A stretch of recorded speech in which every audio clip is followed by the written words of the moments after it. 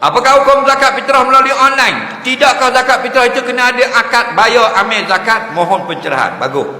Dia kata kalau bayar zakat fitrah kan kena kata, aku bayar zakat fitrah atas diriku yang wajib dan juga anak-anakku dan isteriku kerana Allah.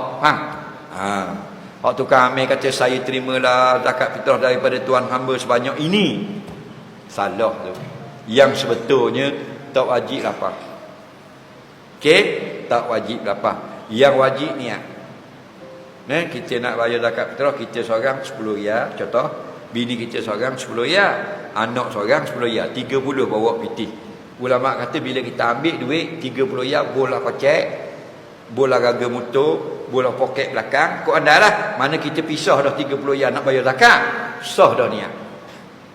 Duduk dalam poket belakang seluar libah, zakat 30 riyal, dalam hati belang bawa motor, inilah zakat fitrah yang wajib atas diriku dan orang-orang di bawah tanggunganku atau anak isteriku.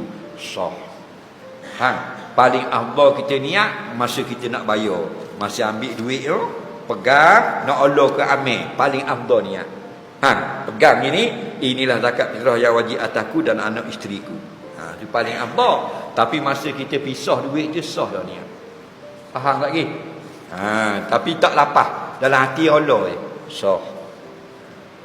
Yang kena lapah bukan fitrah, akad nikah. Nampak? Lama kata tu yang tukang akad nikah, aku nikahkan akad nikah wahai kelabu bin hijau dengan biru binti oren, mas kahwin RM800 tunai. Kita pun jawab jawab dah. Jawab bila? Jawab dalam hati, tidak sah. Ada pun fitrah dalam hati saja syarat. Okey, tapi kita lapah juga di mulut harus. Wajib salam dah. Tak wajib salam. Cuma kalau amil Allah tangan, jangan kita tak Allah tangan kerana mengaibkan orang. Maka wajib muliakan orang. Kita salam. Ini bukan syarat bayar zakat.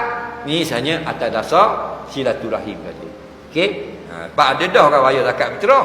Siap lapah lah ke dah. Tidak ingat salam. Siapa di rumah kau nak mula mutu. Ambil mula berah. Ambil mula berah cak dacing. Pak tu wih mula salam.